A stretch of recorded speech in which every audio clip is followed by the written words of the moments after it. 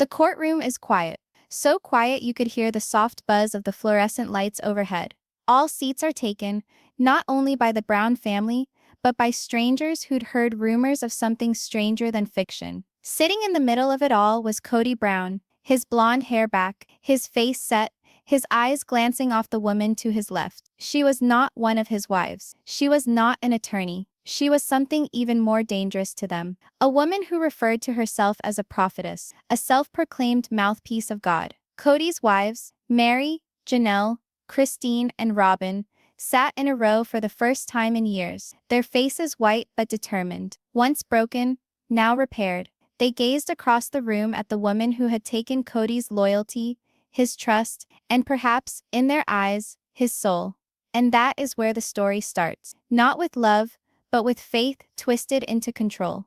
The prophetess, whose name the court records would eventually show to be Seraphina, said that she had visions from heaven. She assured Kody she was called to guide him into a greater calling, that God had appointed her to purify the Brown family and bring them into godly order. To Kody, tired and beaten after years of rejection and unsuccessful marriages, her words were liquid gold. She informed him that he was going to be great, that his family had dissolved because his wives were disobedient, unfaithful, unworthy. With her, though, he would be what he always thought he was, a chosen patriarch. The wives, though, witnessed something different. They witnessed manipulation, fear, and religious trauma interwoven into each sentence this woman uttered. They witnessed their children shrinking from her, their voices shaking when she informed them that they would be burned in their souls if they did not do everything she instructed them to do. And when one of the children had a breakdown, admitting on their knees in whispers that the prophetess had instructed him not to believe his own mother, that was the point when the line was crossed. This was no longer family drama. This was a war. But what emerged in court would have an outcome of revealing much more than even the wives could have anticipated. The prophetess wasn't merely whispering prophecy. She had written letters, preached sermons, and even talked Kody into signing papers, granting her control of segments of the family property. The women had collected evidence, recordings, diaries, testimony from their own children. And now, for the first time, the whole truth was going to be hauled into the light of a courtroom. Picture yourself sitting in this room, the judge rapping on his pen, the lawyers leaning in to whisper, the wives squeezing their papers. Christine's jaw clenched, Meri fighting tears, Janelle scribbling wildly, Robyn shaking in the corner. And in the middle, Kody, who once had all of them in line, now seething at the very women who once stood with him. He didn't notice enemies within the court that day. He noticed betrayers. And in his thoughts, they weren't betraying him. They were betraying God's will. And that conviction would lead him to make choices that left everyone observing shocked. The anticipation mounted well before the trial started. Within months beforehand, there were rumors going around between family members regarding late-night telephone calls Kody received from Seraphina. Christine's daughter remembered watching her father kneel in front of the woman, referring to her as his guide. Janelle's son said he was instructed by Seraphina to cut his mother out because she was full of doubt. Even Robyn, who had once held onto Kody tighter than anyone else, began to wonder who this woman actually was. The wives had witnessed Kody fixated before, fixated on control, on proving himself, on keeping the family intact on his terms. But this was not the same. This was more sinister. And when Seraphina showed up at a family gathering, wrapped in flowing white, talking in enigmas of visions and cleansing sin, the children's terror-filled eyes told the wives all they had to know. It was then, that night, that the choice was made. They would go to court with Kody. Not for divorce, not for finances, but for protection. Protection of their children, the shards of faith they still held onto, themselves. None of them, however, had a sense of the tempest that would unfold when Seraphina entered that courtroom. She wasn't subdued, she wasn't humble, she addressed the judge as if she had more power than him. She spoke with flames, saying God would punish whoever got in her way. And Kody nodded like a devoted follower, his eyes glazed over with devotion. It was the wives for once, who seemed like the outsiders in his life. And then arrived the moment that stilled even the most vociferous skeptics. A child testified. His voice trembled as he spoke into the microphone. She told me, if I did not do what she said, My soul would burn. She said mommy was lying. She said daddy was chosen. Gasps resonated throughout the courtroom. Meri wept openly. Christine clutched Janelle's hand. Even Robyn, who had been accused previously of always being on Kody's side, could no longer contain her tears. The judge inched forward. Lawyers looked at one another, and Serafina, unruffled as always, merely smiled. What kind of woman smiles at the terror of a child? That would be the question ringing in every viewer's mind, and it would be the overall theme of the trial. Was she indeed a woman of God, or did she design one of the most horrific manipulations this family had ever encountered? The hook to this tale isn't solely about Kody's decisions, it is about the blurred lines of faith and control, of love and fear, devotion and destruction. It is about a man who felt he was receiving divinely guided counsel, and 4 women who felt that guidance threatened all they had ever created. The courtroom doors have shut, the proof will soon be revealed, and the accounts will penetrate deeper than anyone can possibly anticipate. What starts as a battle over faith will soon unravel into charges of fraud, abuse, and betrayal that even the most loyal supporters of the Brown family could not possibly envision. And in the center of it all, Kody Brown, patriarch, husband, father, caught between devotion to his wives and blind loyalty to a woman who purports to speak on behalf of God. So here's the question: if you were in that courtroom, would you regard a prophetess or a predator? Tell me in the comments below what you think. The courthouse doors groaned open beneath a weight that seemed heavier than wood and metal. Citizens slid inside, murmurs following through the hall like smoke. Others came seeking justice, others came seeking gossip, and others simply because the name of Brown had been permanently linked to scandal. Reporters formed lines on the steps outside, cameras clicking, questions yelled into the cold morning air, but within silence prevailed. On one aisle were the wives, Christine in the middle, her spine straight, her lips pursed so tightly they appeared white. Meri fidgeted in her seat, folding and unfolding her fingers, each action exposing nerves she could not conceal. Janelle, practical as always, had papers stacked before her,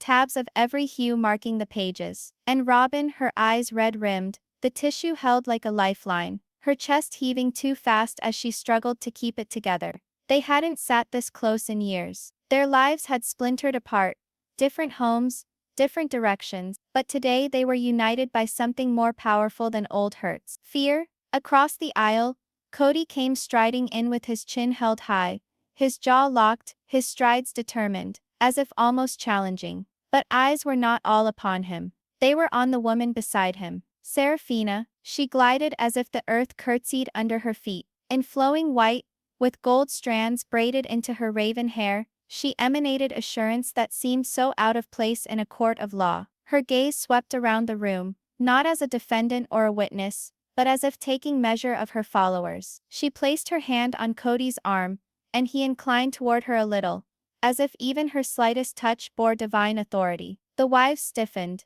Even Robyn, who had stood up for Kody longer than anyone, winced visibly at the sight. It was as if the woman's presence marked a line in the room, believers on one side, doubters on the other. The bailiff demanded order, and all rose as the judge entered. He was a grizzled old man, his face creased with lines that spoke of decades spent sorting truth from falsehood. He glanced out across the courtroom, his eyes slightly narrowing as they landed on the peculiar couple in the center, Kody and Serafina. This court is now in session. His gavel came down on wood. We are here to hear the matter of Brown versus Brown. Christine winced at her last name, spoken like a battle cry. Janelle blew out a slow breath. Meri dropped her head. Robyn wiped at her tears once more. Opening statements started. The lawyer of the wives stood first, a woman with piercing eyes and a voice of authority. Your Honor, today we will demonstrate that Kody Brown, led and manipulated by this so-called prophetess, has put his children in danger,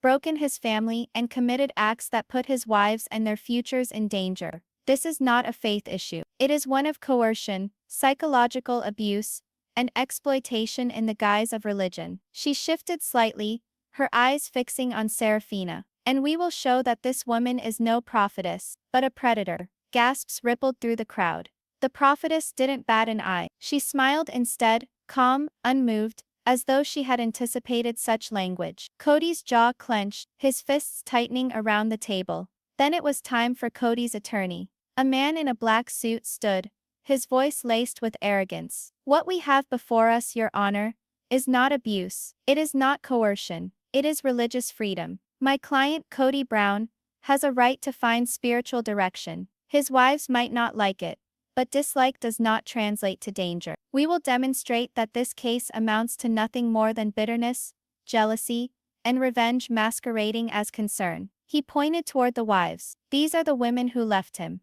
They left him. And now, witnessing that he has returned to a new faith, they want to bring him down." Kody nodded angrily, looking at each of his wives with betrayed eyes. Christine gripped her fists in her lap. Janelle shook her head in shock. Robyn hid her face in her hands. And then Serafina rose. She wasn't due to testify. She wasn't even technically on the witness list. But she stood up anyhow, her flowing white dress sweeping the floor, and her words sliced through the courtroom like a blade. "Name me what you will," she stated, her voice deep and melodious. "But I am here solely by order of God. These women," she nodded specifically toward the wives, "have disobeyed the divine. They scoff at that which they do not comprehend. But the Lord has chosen Kody, and I am only his messenger." The judge banged his gavel. "Sit down, ma'am. You will speak when you are called upon." But the harm had been done. Her words lingered in the air, heavy and claustrophobic. And in that instant, everyone in the room knew this trial would not be an ordinary one. The first witness was called, a social worker who had interviewed several of the Brown children. She spoke of tears, of confusion, of little ones asking if their souls would burn because of something Serafina had said. Each word landed like a blow. Christine dabbed her eyes. Meri's lips trembled. Janelle leaned forward as though she could will the truth louder. Robyn whispered a prayer beneath her breath. Kody shook his head forcefully, grumbling to himself. Lies, all lies. The wives, however, knew. They had experienced it themselves. They had witnessed the fear in their children's eyes. They had overheard the whispers spoken at night, after doors were closed. When the social worker sat down, the lawyer for the wives rose. "Your Honor, we will present not only witnesses, but written testimony. Words written in the hand of Serafina herself. Letters that guaranteed salvation if only her instructions were followed, and damnation if they weren't." The courtroom began to murmur once more. The judge put on his reading glasses, obviously interested. Kody went white, his gaze darting towards Serafina. But she smiled. Smiles such as those shouldn't be allowed in courts of law. They should be found in nightmares. And as the initial bundle of letters was passed along, tied with a crimson ribbon, an unsettling idea crept into the courtroom. If this was merely the tip of the iceberg, what sinister realities lay ahead? The wives looked at each other. They weren't fighting solely for themselves anymore. They were fighting for their children, for their family's heritage, for the truth. And although fear weighed heavily in their chests, one thing became clear. The real war had only just started. The gavel's echo lingered even as people shuffled out of the courtroom, the sound heavy, final, almost funereal. But when morning came, the storm returned. By the time the doors reopened, the benches were already packed. Reporters, curious locals, even a handful of former church members who claimed to have heard of Serafina before. They whispered her name like it carried poison. The wives came in together again. Christine's eyes were bloodshot, but her step was firm. Janelle toted another fat folder, her lips clamped tight in concentration. Meri walked more slowly, as if the burden of years weighed on her shoulders. Robyn gripped a new tissue, already shaking, each step akin to stepping into flames. In the other part of the room, Kody sat erect, his hair combed back, his suit more pinched than normal. But his face said something else. The agitated eyes, the clenched jaw, the tappity-tap of his fingers on the table.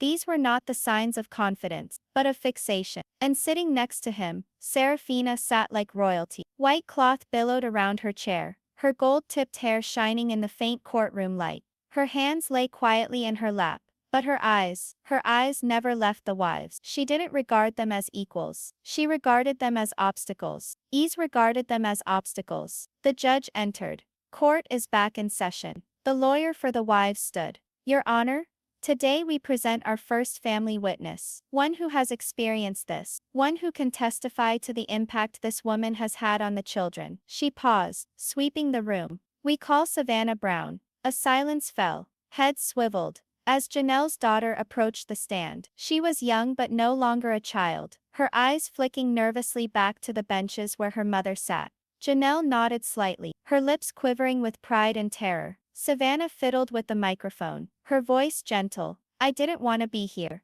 but I think I need to. The attorney approached softly. Savannah, can you describe what occurred when you met Serafina? Savannah swallowed. She said Mom was lost, that Mom didn't know God. She told me I needed to listen to her and Dad instead. And then, Savannah's voice broke, tears welling up in her eyes, told me that if I questioned, my soul would burn forever. Gasps traveled around the gallery. Janelle clapped her hand over her mouth, silent tears streaming down her face. Christine grasped her hand, squeezing tightly. Meri was forced to turn away, unable to bear it. As Robyn wept openly, shuddering shoulders, Kody edged forward. She's lying, he spat, voice clear enough for the courtroom to catch. Savannah, stop this. The judge thumped his gavel. Mr. Brown, calm down. But Kody's eyes were locked on his daughter. Fury and desperation tangled together. Savannah shrank back in her seat, her voice trembling. I'm not lying, I'm telling the truth. She scared me. She made me feel like God hated me. Serafina leaned in, whispering something to Kody. His face softened instantly, his anger melting into something disturbingly calm. He nodded slowly, almost mechanically. And in that creepy instant, the courtroom witnessed what the wives already suspected. Kody wasn't communicating for himself anymore. As Savannah retreated, Janelle swept forward with the recess, gathering her daughter into a hug. Cameras recorded the instant, flashes searing the scene into memory. Mother and daughter holding tight, as if both realized the battle was just starting. The next witness was called. This time, it was not family, but a former member of Serafina's small sect. A woman in her 50s named Ruth. She walked with a limp, her hands gripping the railing as she swore her oath. Her voice shook, but her words carried weight. I knew Serafina years ago, before she met Mr. Brown. She has been doing this for years. She says visions. She says power. She finds men who are susceptible, men who need to feel chosen. And then Ruth's face clenched as she stopped talking. She takes it all. Their money, their loyalty, their family. I saw it happen before. The courtroom fell silent. Journalists wrote frantically. The judge leaned forward. Are you telling me this is a pattern? Ruth nodded. Yes, Your Honor. And if you don't do something about it, she will ruin them as well. Serafina's face never wavered. She sat stock still, lips curled into that same unnerving smile, as if Ruth's words were not worth hearing. Smiles like that aren't confident. They're disguises. The lawyer for the wives put a pile of papers on the stand. Your Honor, now we have written testimony. Letters between Serafina and Mr. Brown. Letters where she is telling him to take out money, to sign deeds, to cut his children from their mothers. Kody pounded his hand on the table. Those were personal. You can't order, shouted the judge. You will not speak unless spoken to. Mr. Brown. Oh. The letters were read out. Every word was dripping with control, masquerading as devotion. The Lord commands you to cut yourself off from disobedience. The mothers are stained by rebellion. The children need to be purified through obedience to us. Christine covered her face, sobbing quietly. Meri's shoulders shook as she whispered something too low to hear. Robyn's tears blurred her vision. The tissue in her hand shredded to. Janelle stared at the letters, fury radiating from every line of her body. And still, Serafina smiled. When court adjourned for the day, the wives sat side by side for the first time in years. No cameras, no fans, just four women held together in common fear. Christine broke the silence, her voice cracking. She's not just after him, she's after all of us. Meri nodded. She already has him. Now she wants the kids. Robyn whispered, what if it's too late? Silence reigned heavy until Janelle broke it at last, speaking in a firm tone. It's not too late. We're here. And we are not backing down. Because sometimes, the only way to battle manipulation is to stand shoulder to shoulder against it. As the courthouse emptied, as Kody strode out with Serafina's hand on his arm, the wives stood in silence. He did not glance their way. He did not even see them. His eyes were ahead, on her, as if the world around him had already begun to disappear. And in that haunting photograph, the wives glimpsed the fight to come. This wasn't divorce. This wasn't about money. This was about the heart of their family, and the hold of a woman who said she spoke for God. The next hearing would introduce another round of witnesses, another set of evidence, another hurting. But the wives knew this much for sure. The deeper the trial went, the uglier the secrets would get. And what lay just beneath the surface was something none of them were ready to confront. The third day of testimony started with a storm, not outside, but inside. The courthouse doors hadn't yet opened before reporters stormed the steps, voices clashing as they yelled questions. Did the prophetess brainwash him?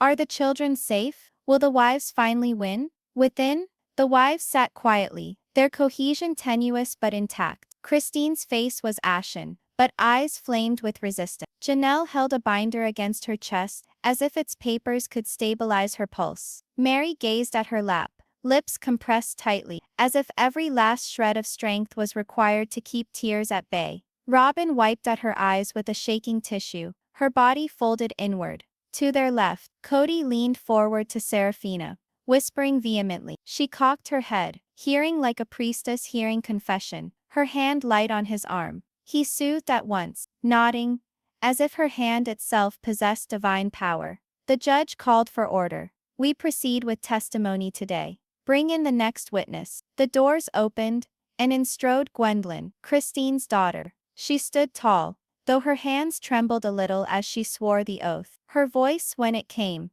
was firm but shaking with emotion. I remember the first time I laid eyes on her. Gwendolyn started, glancing in Serafina's direction. She looked at me as if she already knew me. She said God had a vision about me, that I was destined to reject my mother's frailty and take my father's way. I laughed at first, because it seemed so extreme. But then she leaned in and whispered that if I disobeyed, I'd heap curses on the entire family. Christine hid her face in her hands. Janelle put an arm around her shoulders. Meri mouthed a prayer. Robyn glared at Serafina with something new in her eyes. Not fear, but anger. The defense flailed, their attorney standing. Your Honor, these are aggrieved followers, resentful with remorse. Their words are not proof of misconduct. And it was done. The audience hummed, whispers circulating, the wives' agony now reflected in strangers' eyes. For once a predator's modus operandi is exposed, the facade starts to break. The session continued with more financial records, each page showing a deeper web of control. It wasn't just Kody's money. Some accounts were joint, funds once belonging to Janelle, Christine, even Meri, siphoned away under the guise of spiritual cleansing. By the time the day was over, the wives were exhausted, their cheeks pale, their shoulders hunched, but under the tiredness seethed a fire of hope. They weren't helpless, they weren't mute. They were laying her bare, piece by piece, until the truth could no longer be rejected. But on the other side of the aisle, Kody appeared more shattered than ever. His lips curled with anger, confusion, and something uglier, commitment that would not let go. Serafina inched forward, speaking softly into his ear, her smile never wavering. And with every sentence, his jaw clenched, his eyes grew cold, his body rigid like a soldier preparing for battle. And as the gavel came down, and the day closed, Christine breathed softly. We're getting through. We're telling them who she is. Janelle nodded, her voice laden with sadness. Yes, but Kody's too far gone. He'll battle us to the end. Meri trembled in her hands as she spoke. Then we battle harder. Robyn raised her tear-stained face, her voice shaking but defiant. We can't let her win. They stood up as one. 4 women formerly estranged, now not only bound together by suffering, but by mission. On the other side of the aisle, Serafina also stood, her pale dress reflecting the last rays of light through the windows of the courtroom.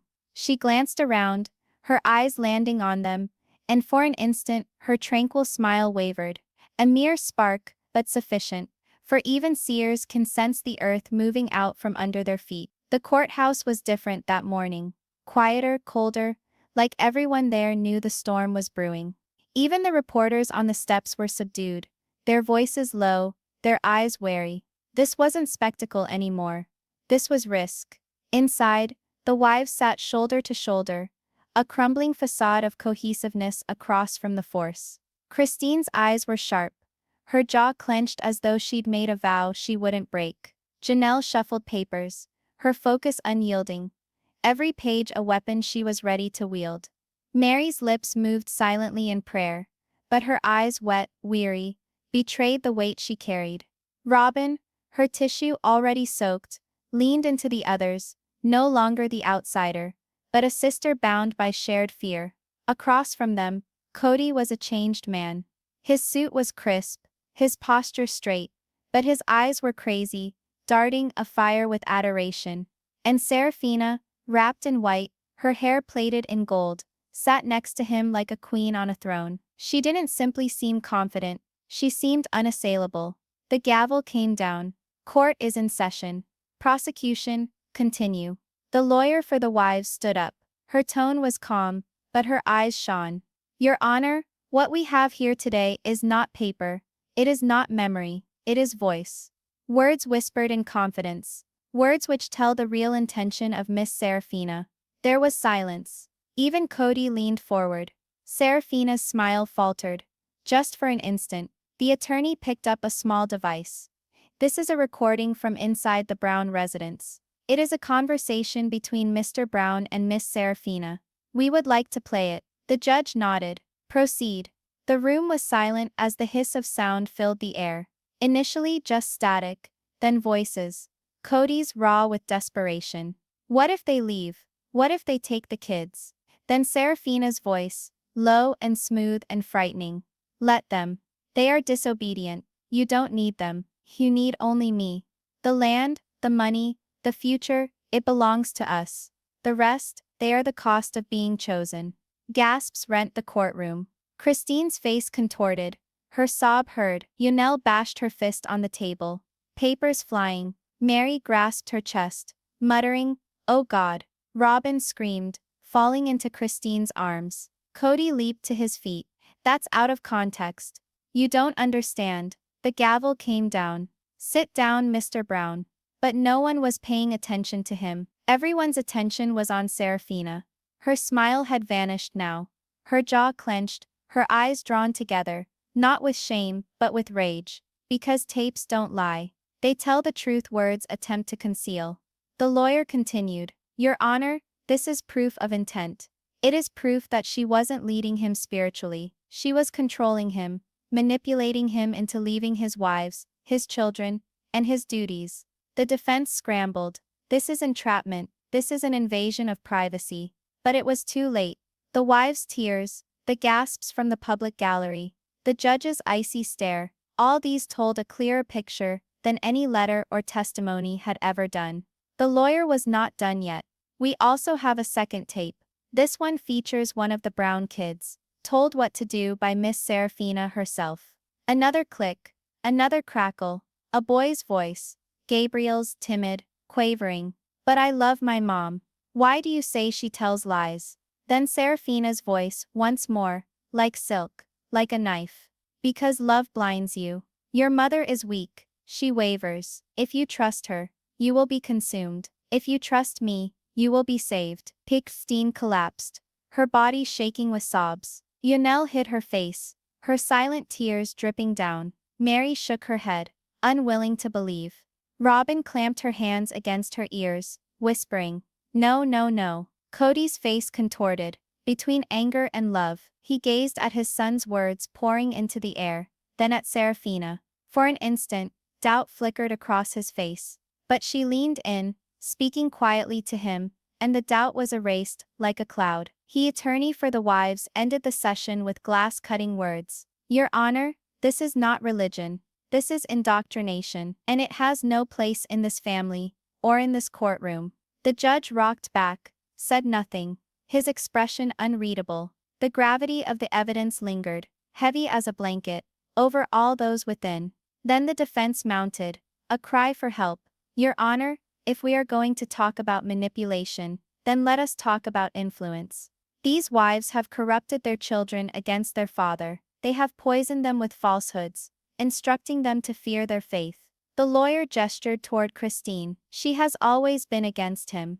This is her revenge. Christine sprang up, her voice breaking with anger. My revenge? You think I asked for this? You think I wanted my kids to wake up at night, shaking in fear of their own father's decisions? Don't you ever dare say this is revenge. This is survival. The courtroom erupted.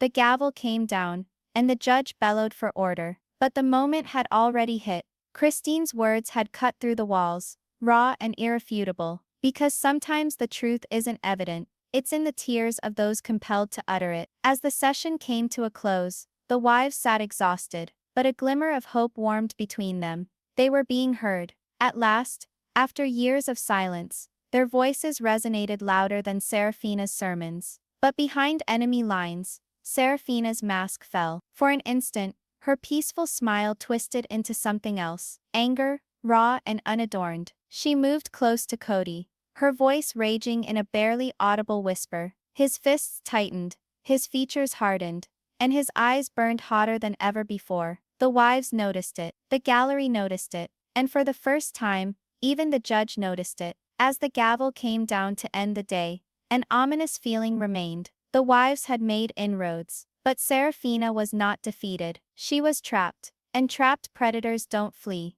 They attack. Christine breathed softly. Worse tomorrow. Janelle assented fiercely. Tomorrow she'll fight with all she has left. Meri shut her eyes. And so will we. Robyn, with her cheeks smeared with tears, breathed the words that hung ominously in the air over all of them. If we fail, we don't just lose him, we lose everything. And the most frightening thing, they weren't even sure if Kody wanted to be saved anymore. By the seventh day, courthouse steps were cordoned off with barriers, shoulder to shoulder. Security guards held at bay the crowd of reporters, demonstrators and passers-by. Some waved signs, "Save the wives." Others yelled in Kody's defense, saying he was a man of faith being victimized for his beliefs. Within, tension was palpable. The wives were silent, weariness written on their faces, but their eyes blazed with defiance. Christine clasped her hands tightly, her knuckles white. Janelle's folders were thinner now, her evidence already laid bare, yet her determination had only hardened. Meri's lips moved in constant prayer,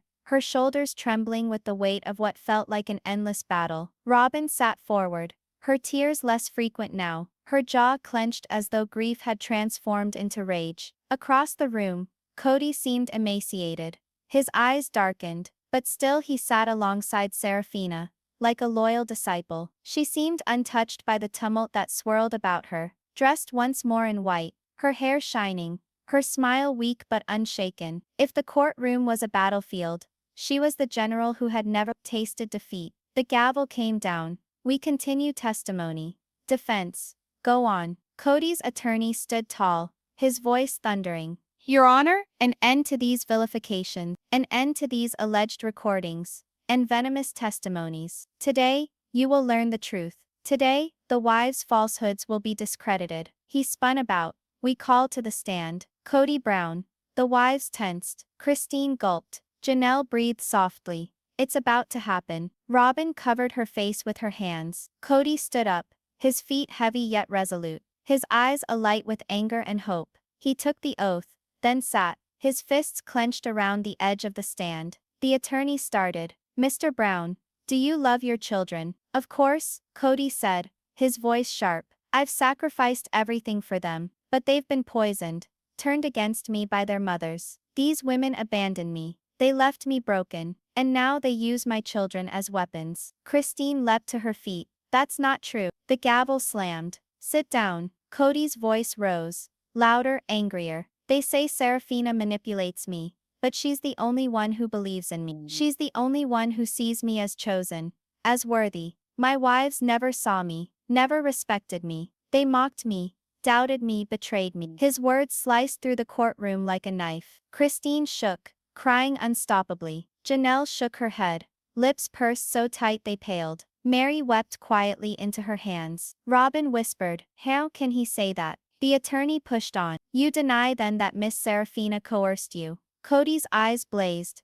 Coerced? No. She rescued me. She gave me meaning. Without her, I am nothing. With her, I am chosen. And if my wives can't accept that, then they are the ones ruining this family. And with that chilling statement, The last vestige of uncertainty was erased. Kody was no longer merely under her control, he was hers completely. The court murmured with whispers, shock and indignation, filling the courtroom. The attorney for the wives stood up to cross-examine. Mr. Brown, you talk about love. Tell us then, how is love demonstrated by scaring your children into submission? Kody stumbled, his lips open, but nothing emerged. Is it love?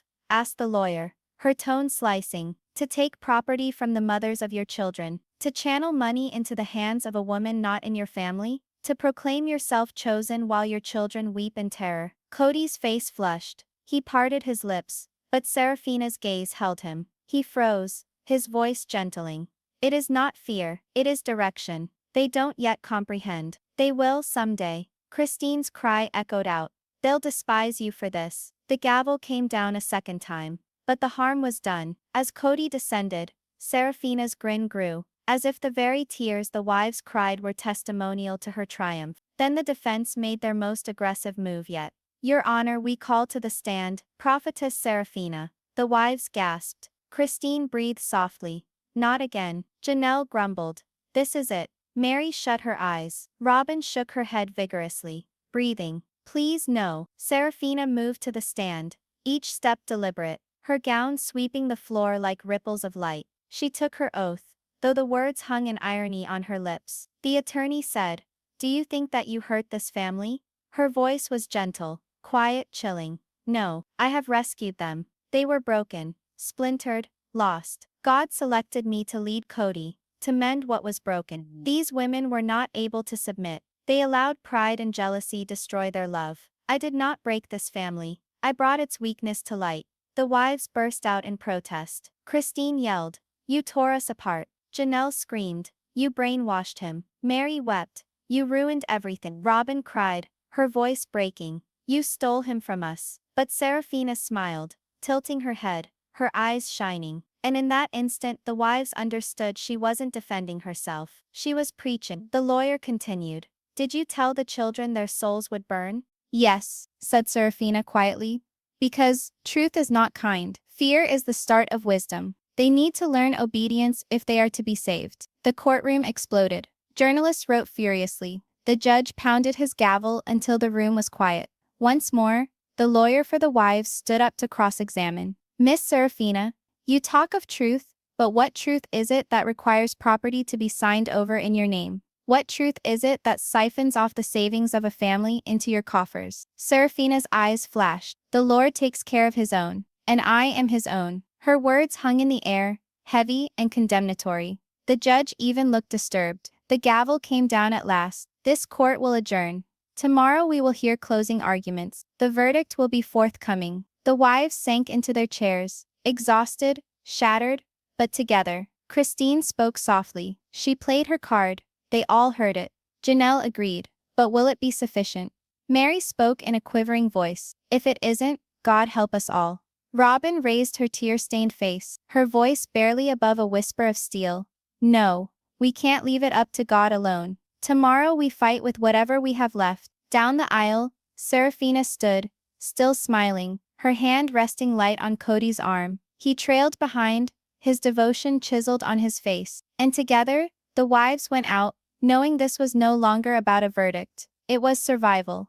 Theirs alone. And perhaps even Kody's, if there was anything remaining of him to salvage. The last day broke with a gravity the whole town could sense. The courthouse steps were brimming with individuals, some praying, some yelling, all waiting. Cameras clicked, news commentators spoke in hushed tones, and on social media, everyone was discussing one thing. What is the judge going to rule?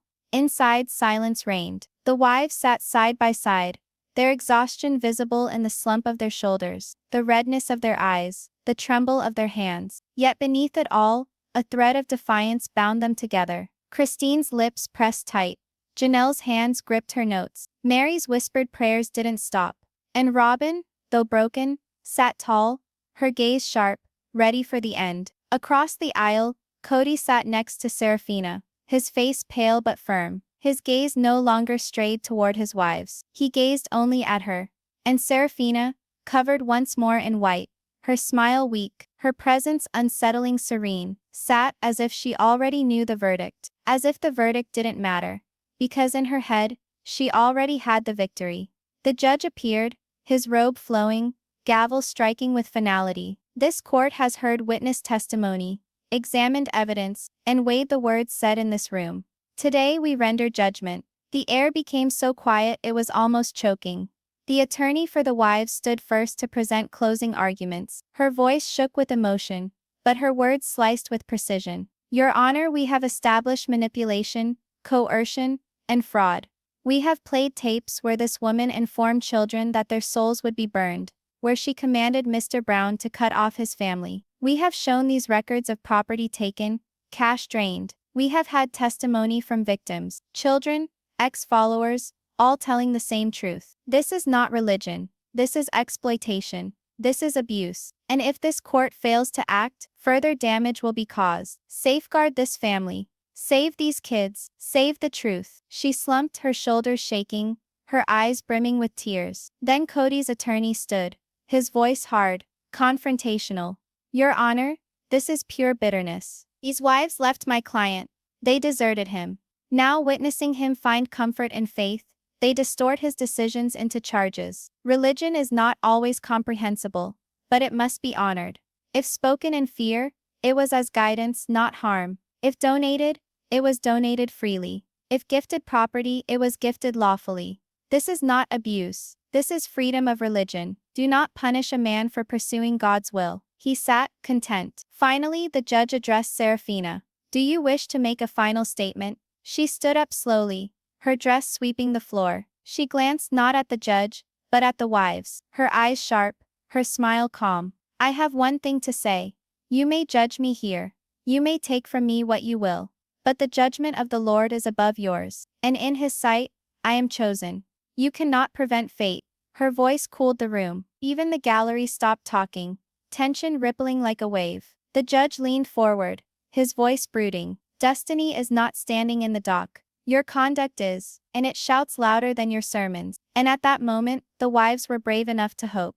The judge went on, his gavel clacking softly. This court believes that Miss Serafina abused undue influence upon Mr. Brown, controlling him to give property and money, and causing fear in the children. These are not afforded protection by religious freedom. They are abuse. Christine let out a shocked gasp, her hand flying to her lips. Janelle breathed. Yes? Meri burst into tears of relief. Robins were streaming freely as she gripped Christine's arm. The voice of the judge grew more forceful. Thus, the court annuls the property and financial transfers. Assets are to be returned to the family property. In addition, there is to be no contact between Miss Serafina and the Brown children. She is to have no bearing on their upbringing. The wives held each other tightly, relief washing over them in waves. But the judge wasn't done. He addressed Kody.